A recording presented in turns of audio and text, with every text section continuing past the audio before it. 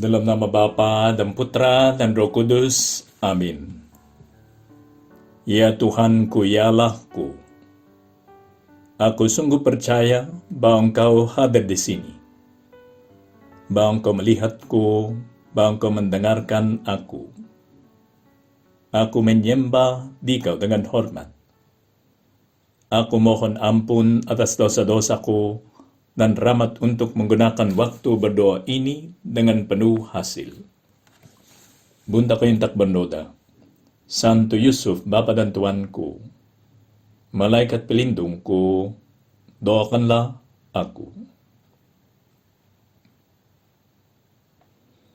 Setelah Yesus tiba di daerah Kaisarea Filipi, ia bertanya kepada murid-muridnya, kata orang, siapakah anak manusia itu? Saya pernah membaca bahwa daerah Kaisarea Filipi itu sangat indah. Ada sungai-sungainya, ada air terjun, maka itu seperti taman, tempat pariwisata yang dimana Tuhan bersama murid-muridnya mau istirahat, tapi sambil beristirahat, mereka mau membuat pelajaran. Tuhan Yesus Kristus mau mengajar sesuatu yang sangat penting bagi murid-muridnya itu. Lalu dia bertanya, kata orang, siapakah anak manusia itu? Jawab mereka, ada yang mengatakan Yohanes Pembaptis, ada juga yang mengatakan Elia, dan ada pula yang mengatakan Yeremia atau salah satu orang dari para nabi. Yohanes Pembaptis itu kepercayaannya juga Herodes, karena dia, hati nuraninya itu mengganggu dia, karena dialah yang membunuh Yohanes Pembaptis itu. Dan katanya, Yesus adalah Yohanes Pembaptis yang hidup kembali, bangkit lagi. Elia, karena Elia adalah nabi terbesar dalam jemaat Israel. Dan pernah dikatakan bahwa dia akan kembali. Yeremia juga nabi besar, dan pernah dikatakan bahwa dia akan kembali. Atau seorang dari para nabi, karena mereka orang-orang yang suci di mata Tuhan, maka bisa saja mereka bisa kembali ke dunia ini. Oke, itu yang dikatakan oleh orang-orang lain yang pernah didengar oleh muridnya Tuhan Yesus Kristus. Tapi Yesus bertanya kepada mereka, tetapi apa katamu? Siapakah aku ini? Apakah pandanganmu itu beda daripada pandangannya orang lain? Apakah dengan hidup itu dekatku, sekalian tahu siapakah aku betul-betul sebetulnya, yang sebetulnya kan? Maka jawab Simon Petrus, dia langsung mewakili semua yang lain. Engkau adalah Mesias, anak Allah yang hidup. Bukan Yohanes Pembaptis. Memang itu semua orang itu besar. Tapi yang ada di depan kami ini lebih besar lagi daripada Yohanes Pembaptis, Elia, Yeremia, dan nabi-nabi lain itu. Engkau adalah Mesias, anak Allah yang hidup. Kata Yesus kepada Santo Petrus sendiri, berbahagialah engkau Simon bin Yunus, sebab bukan manusia yang menyatakan itu kepadamu. Kamu sendiri tidak bisa sampai ke kesimpulan ini, karena itu melebihi kemampuannya manusia untuk mengetahuinya. Ini adalah sesuatu yang diwahyukan kepadamu oleh Bapakku di surga. Berbahagialah engkau Simon bin Yunus, sebab bukan manusia yang menyatakan itu kepadamu, melainkan Bapakku yang ada di surga. Dan apakah kamu tahu kenapa Bapa Allah Bapa memberikan kepadamu kemampuan itu? Pasti ya, Petrus tidak tahu. Oleh karena itu, Tuhan Yesus Kristus menjelaskan itu kepadanya. Dan aku pun berkata kepadamu, engkau adalah Petrus.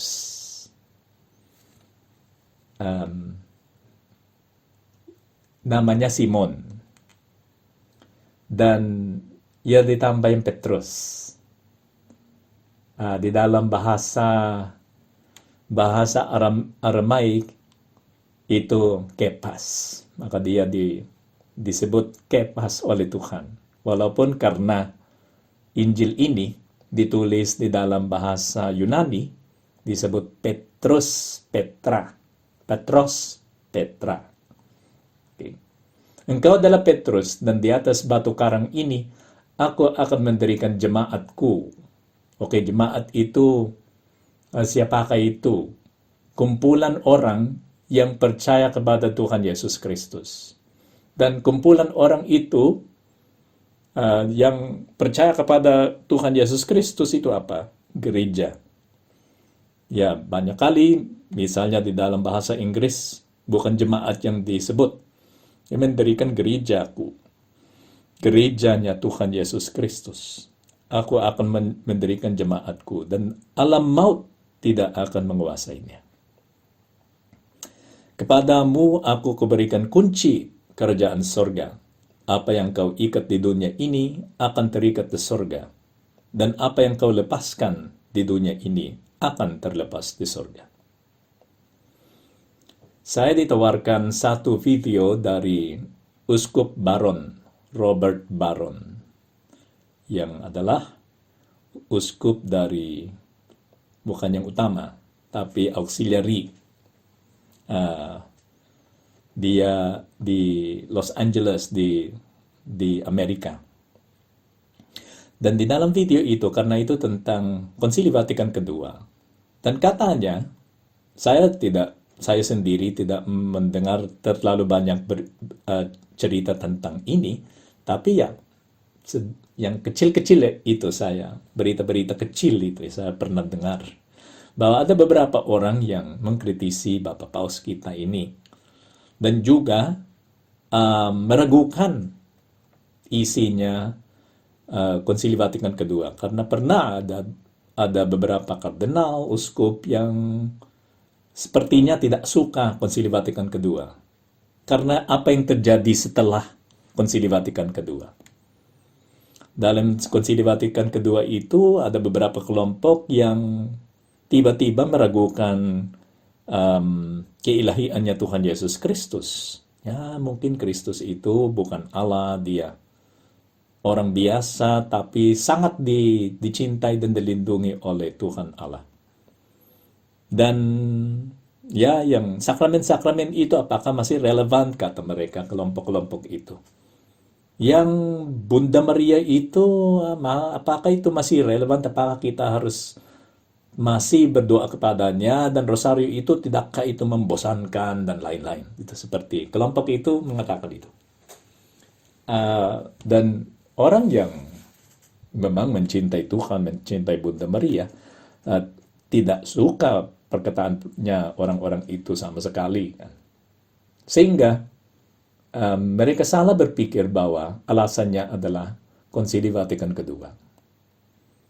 Dan mau menolaknya atau mereviewnya, paling tidak mereviewnya, merevisi mungkin, karena kita harus melihat kalau ada beberapa pernyataan di sana yang tidak cocok, yang tidak sesuai dengan ajaran Katolik. Itu komentarnya orang-orang itu. Si Uskup Robert Barron kagum. Masa kita bisa mengatakan itu? Bahwa sebuah konsili yang ecumenical council, kita sebut tidak mengajar yang benar, tapi mengajar beberapa hal yang tidak benar. Itu klaimnya orang-orang itu. Itu seperti, walaupun Uskup Baron itu tidak memakai kata ini, Tapi idenya seperti yang pepatah yang ada di dalam bahasa Inggris. Atau idiom yang dipakai di dalam bahasa Inggris. Sowing off the very branch that we are sitting on. Itu seperti memotong cabang atas mana kita duduk. Oke, misalnya kalau kita melarikan diri dari serigala, kita diancam oleh serigala dan kita naik pohon, dan supaya kita tetap aman, kita duduk di satu cabangnya pohon itu, kan? Nah, ya, itulah adalah sesuatu yang sangat gila kalau kita sudah selamat dari serigala-serigala itu yang ada di bawah pohon itu, dan kita sedikit demi sedikit memotong cabang itu di mana kita duduk. Apa yang akan terjadi, kan? Kalau itu dipotong, kita akan jatuh, dan serigala itu bisa menggigit kita. Benar?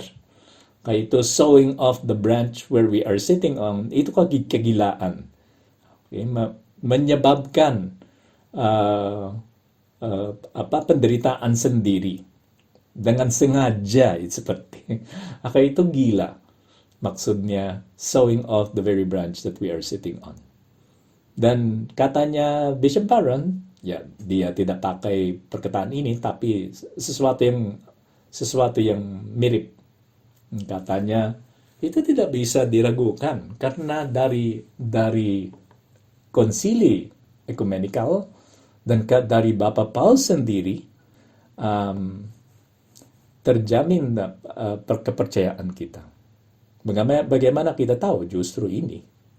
Karena di dalam Injilnya Santo Matius, bab 16, ayat 18, dia mengatakan, berbahagialah engkau Simon bin Yunus, sebab bukan manusia yang menyatakan itu kepadamu, melainkan Bapakku yang ada di surga. Dan aku pun berkata kepadamu, kenapa Allah Bapa memberikan kepadamu kemampuan untuk menyebut ini, engkau adalah Mesias. Pengakuan atas realitas tentang Tuhan Yesus Kristus. Engkau adalah Mesias, anak Allah yang hidup. Berbahagialah engkau Simon bin Yunus, sebab bukan manusia yang menyatakan itu kepadamu, melainkan Bapakku yang ada di surga. Dan aku pun berkata kepadamu, ini alasannya kenapa kamu diberikan kemampuan itu untuk mengatakan itu, menyatakan keeksistensi atau karakter utamanya Tuhan Yesus Kristus. Dan aku pun berkata kepadamu, engkaulah adalah Petrus, namanya Simon. Tuhan Yesus Kristus memberi nama baru kepadanya. Karena itu menggambarkan tugas yang dia akan menerima. Engkau adalah Petrus, dan di atas batu karang ini, aku akan mendirikan jemaatku, gerejaku. Engkau akan menjadi pondasinya gerejaku, gereja Tuhan Yesus Kristus. Ya, ini diragukan oleh beberapa saudara-saudari kita Protestan. Kenapa? Ya, karena mereka tidak percaya bahwa Tuhan bisa memberi kekuasaan seperti ini kepada seorang, kepada manusia, kan? Lalu untuk membenarkan perkataannya Tuhan Yesus Kristus yang ada di sini, dengan tidak menerima kekuasaannya Petrus atau Bapak Paus, mereka mengatakan, oh, lihat apa yang terjadi di sini. Engkau adalah Petrus, yang maskulin, kan? Itu nama yang diberikan kepada Santo Petrus. Petros itu di dalam bahasa Yunani adalah batu kecil. Tapi katanya, dan di atas batu karang ini, aku akan mendirikan jemaatku, gerejaku. Yang kedua itu bukan Petrus, melainkan Petra. Batu besar, atas mana kita bisa mendirikan gedung. Oke, maka itu berbeda. Karena namanya Petrus adalah Petrus, batu kecil. Batu karang ada yang besar. Maka di atas kepercayaannya Petrus, Tuhan Yesus akan mendirikan jemaatnya, tapi bukan dia tidak memberikan tugas khusus kepada Petrus. Katanya Scott Hahn, seorang Protestan, ya, dia dulu pendeta Protestan dan menjadi Katolik. Justru karena dia meneliti tentang hal-hal seperti ini, dan dia melihat bahwa tafsiran Katolik yang benar dari penelitiannya sendiri, dan bukan dia saja. Semua orang yang dia kutip di dalam disertasinya mengatakan itu. Lihat, yang aslinya bukan yang Yunani. Yang aslinya adalah yang Aramaik. Oke? Maka bukan Petros Petra yang asli. Yang asli adalah Kepas. Engkau adalah Kepas, dan atas Kepas itu aku akan mendirikan jemaatku. Di dalam bahasanya Ibrani pada waktu itu, tidak ada perbedaan tidak ada kata yang membedakan antara batu kecil dan batu besar. Maka di sini kepas yang dipakai. Juga kenapa di Petros dan Petra? Ya, karena si Santo Petrus itu, Simon itu laki, maka harus pakai Petrus karena dia laki. Yang Petra feminin, tapi Petra justru yang besar. Kita tidak bisa mendirikan gereja di atas batu yang kecil, maka menjadi Petra. Tapi itu masalahnya, bahasa Yunani bukan tidak menunjukkan ajaran aslinya Tuhan Yesus Kristus. Itu kelemahan bahasa yang bisa dikasih solusi kalau kita kembali ke Yunani yang Ibrani aslinya. Engkau adalah Petrus, dan atas batu karang ini aku akan mendirikan jemaatku, dan alam maut tidak akan menguasainya. Ada 3 hal yang diberikan kepada Petrus pada waktu itu, yang kita percaya bahwa tetap ada di dalam Bapa Paus. Karena ya, kekuasaan itu yang diberikan kepada Petrus diturunkan kepada uskup yang menggantikan Petrus, yaitu uskup di Roma. Dan bagaimana kita tahu bahwa orang-orang Kristen di dalam gereja perdana percaya kepada itu? Loh, daftarnya Bapak Paus sejak awal sampai sekarang ditulis supaya kita tidak lupa siapa yang berasal dari, siapa yang menggantikan Petrus itu. Daftarnya sejak 2000 tahun yang lalu kita menulisnya, mencatatkannya supaya tidak kelupaan. Dan itu bukti bahwa bagi orang-orang Katolik, Kristen, yang mengganti Petrus itu adalah orang yang sangat penting bagi gereja Katolik. Engkau adalah Petrus, maka Tuhan memberi tugas. Katanya Scott Hahn. Selain tugas, dia diberikan kunci. Tugas atas batu. Kan tugasnya adalah menjadi kekuatannya gereja. Dan karena dia punya tugas itu, dia diberikan kunci. Kunci itu adalah membuka jalan menuju ke surga atau menutupnya. Itu bukan soal, ya aku yang memilih siapa yang masuk atau siapa yang tidak masuk. Bukan. Ini soal menunjukkan kepada orang apa yang akan membawa kita ke surga dan akan yang tidak membawa kita ke surga. Ajarannya, magisterium, itu kuncinya. Dia diberikan tugas untuk menjadi pemimpin gereja, pelayannya utama sebetulnya. Servus servorum Dei, pelayan antara sema pelayannya Tuhan. Ya. Dan kedua, kunci.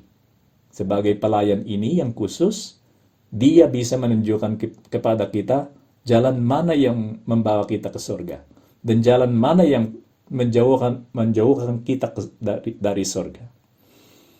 Dan ketiga, yang diberikan kepada Petrus pada waktu itu adalah jaminan. Alam maut tidak akan menguasainya. Aku akan membela tugasmu ini. Sehingga gerejaku ini tidak akan tersesat. Karena digembalakan oleh Petrus.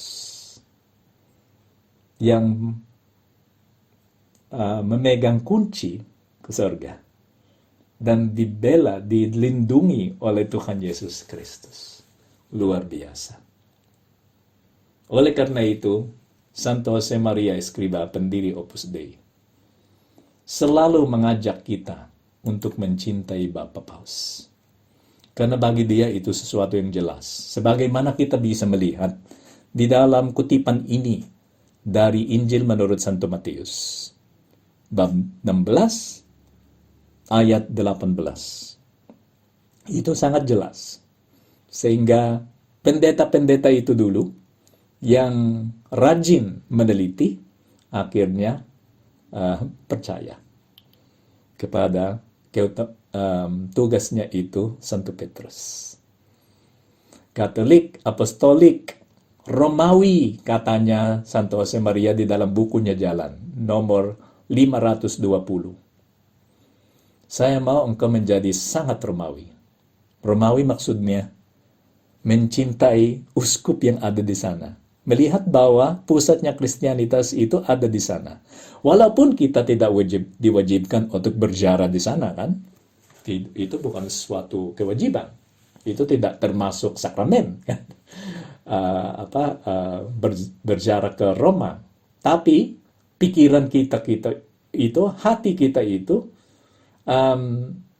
kepercayaan bahwa pedoman atas iman kita itu ada di sana, harus ada. Kita harus tahu bahwa kalau kita mau mengetahui apa yang benar dan apa yang tidak benar di dalam ajarannya Tuhan Yesus Kristus, kita harus pergi ke Roma. Sebagaimana Santo Paulus sendiri, yang bisa dianggap paling hebat antara para rasulnya Tuhan Yesus Kristus dari sudut pandangan manusiawi, di dalam kepintarannya itu, di dalam kekuatan karakternya itu, si Santo Paulus itu luar biasa. Sehingga kita bisa melihat berapa banyak suratnya yang dibaca di dalam misa. Kalau dibandingkan dengan suratnya Santo Petrus berapa? Sangat banyak yang ditulis oleh Santo Paulus, yang dibaca di dalam misa kudus. Dan demikian karena dia belajar dengan yang dosen antara tanda kutip karena belum ada universitas pada waktu itu. Dosen yang terbaik di seluruh dunia Yahudi kan. Si Gamaliel, dia belajar dari orang itu. Sehingga ijazahnya itu lebih besar, lebih tinggi daripada ijazahnya Santo Petrus yang adalah penangkap ikan. Tapi walaupun begitu, waktu ada kontroversi tentang ajarannya Santo Paulus yang mengatakan bahwa orang-orang Yunani itu tidak perlu mengikuti adat istiadatnya orang Yahudi untuk menjadi orang Kristen. Adat istiadat itu, yang detail-detail itu yang diminta oleh orang-orang Yahudi dari orang Yunani, sudah selesai. Tidak termasuk yang sunat itu, yang banyak hal. Walaupun ada banyak yang tetap ada, benar. Tapi ada beberapa hal yang sudah digantikan oleh Tuhan Yesus Kristus dengan cara lain. Dan itu klaimnya Santo Paulus. Bisa saja Santo Paulus mengatakan, dia bisa mengatakan bahwa, aku tahu karena aku pernah belajar dari Gamaliel. Dan antara para rasul itu, siapakah yang bergelar tertinggi? Dia bisa klaim itu kan. Dan dia akan benar. Dia benar-benar yang paling pintar antara para rasulnya Tuhan Yesus Kristus. Tapi apa yang dia melaksanakan? Justru karena dia pintar, justru karena dia bijaksana, dia pergi ke Yerusalem untuk Videre Petrum, melihat Santo Petrus, mengunjungi dia. Untuk apa? Konsultasi. Tolong Petrus, saya mau tanya apakah yang saya sebut itu benar atau salah. Kalau semuanya itu manusiawi, Santo Petrus akan mengatakan, "Loh Paulus, kamu tahu lebih banyak daripada aku." Tapi Santo Petrus tidak menyebut itu. Diadakan konsili Yerusalem, konsili pertama yang ada di dalam gereja. Semua uskup dilibatkan di dalam konsultasi itu, dan akhirnya Santo Petrus memberkatinya. Walaupun ada si Yakobus dari Yerusalem, bukan Yakobus yang saudaranya Santo Yohanes, mungkin Yakobus lain yang saudaranya Tuhan Yesus Kristus. Dia membantu karena dia adalah uskup Yerusalem, bukan Petrus. Petrus adalah tetap Bapak Paus. Waktu dia menentukan apa yang disebut di dalam konsili itu, jadi resmi di dalam gereja Katolik. Santo Paulus yang paling pintar datang kepada Petrus karena Petrus itu punya kekuasaan. Dia memegang kuncinya. Apa yang dia sebut terjamin oleh Tuhan Yesus Kristus. Kalau itu benar dan benar-benar diturunkan kepada semua Bapak Paus yang dipilih oleh Roh Kudus, kenapa tidak Bapak Paus kita sekarang sampai yang terakhir ini punya bantuannya Roh Kudus, dan konsili terakhir pun juga ada bantuannya Roh Kudus. Katanya Uskup Robert Barron, lihat yang voting ya, pilihan yang ada di dalam konsili Vatikan kedua. Berapa banyak yang mengatakan ya, yang setuju, dan berapa banyak yang tidak setuju. Karena ya, untuk menentukan sesuatu, semua uskup yang ada, semua ahli yang ada harus menunjukkan, menyatakan opininya, dan berbasis opini itu dengan bantuan Roh Kudus kita bisa mengetahui apa yang benar dan apa yang tidak benar. Nah, yang paling lemah dalam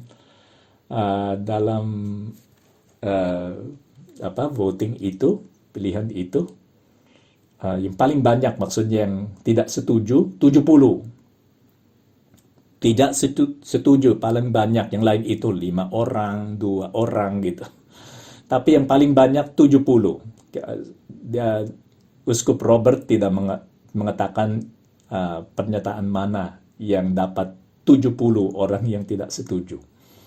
Tapi dia menunjukkan itu karena itu yang paling banyak kan.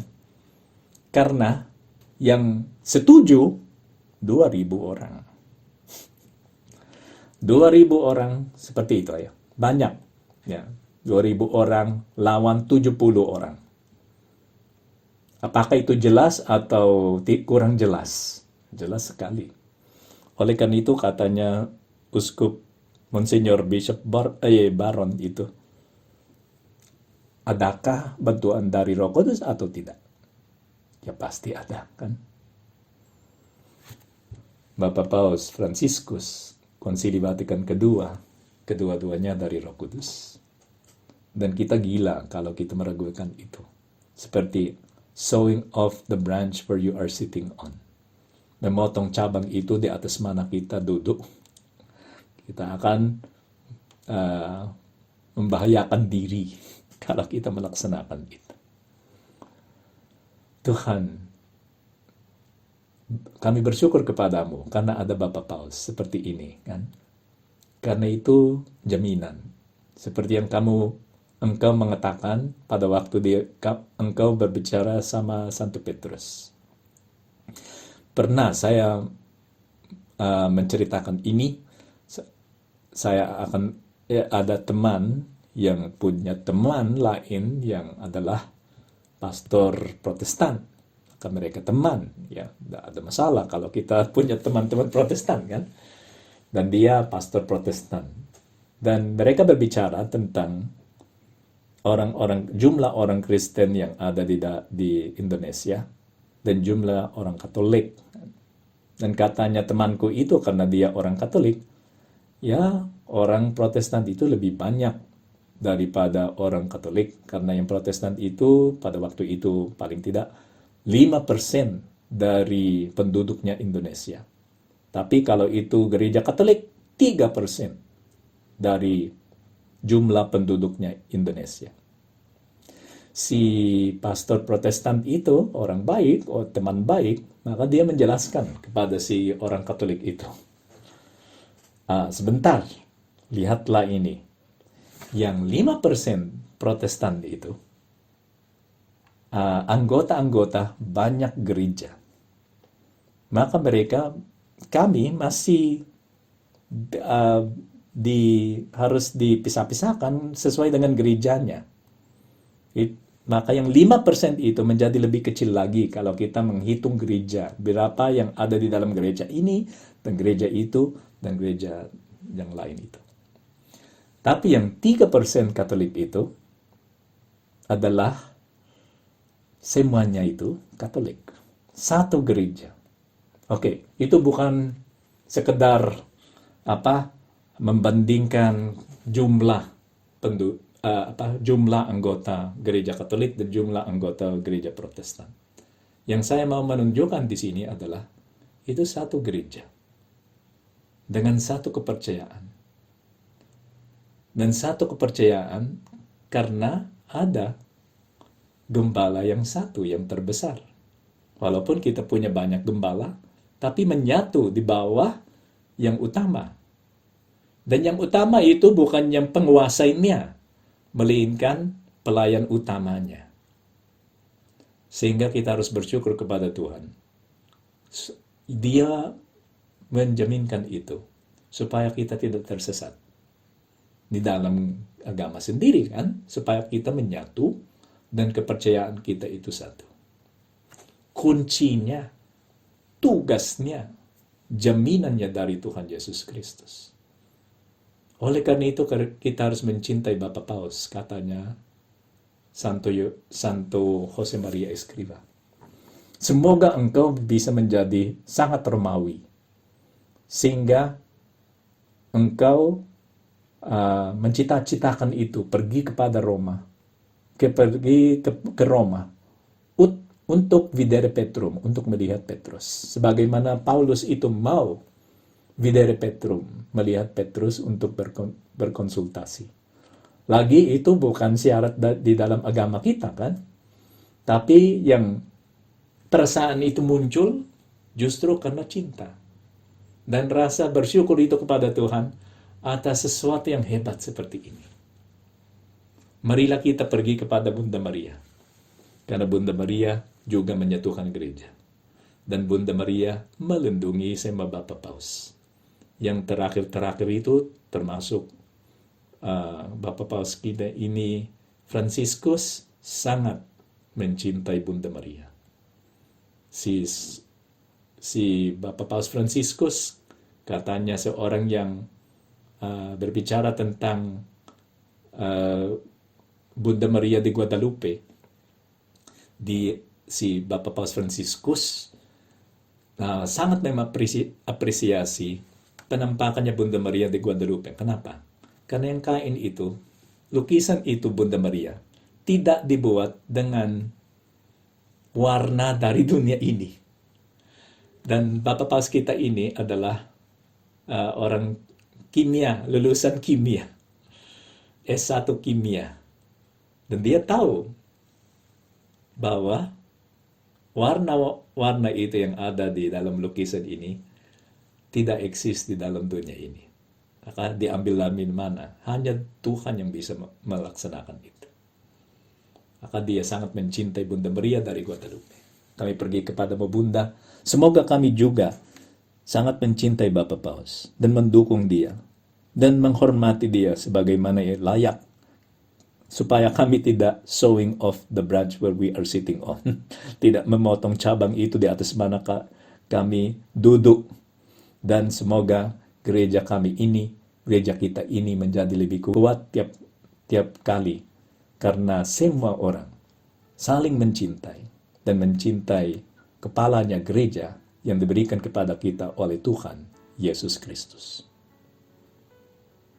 Aku bersyukur kepadamu ya Allahku atas segala resolusi yang baik, kasih dan inspirasi yang telah Engkau curahkan kepada aku dalam renungan ini. Aku mohon pertolonganmu untuk melaksanakannya.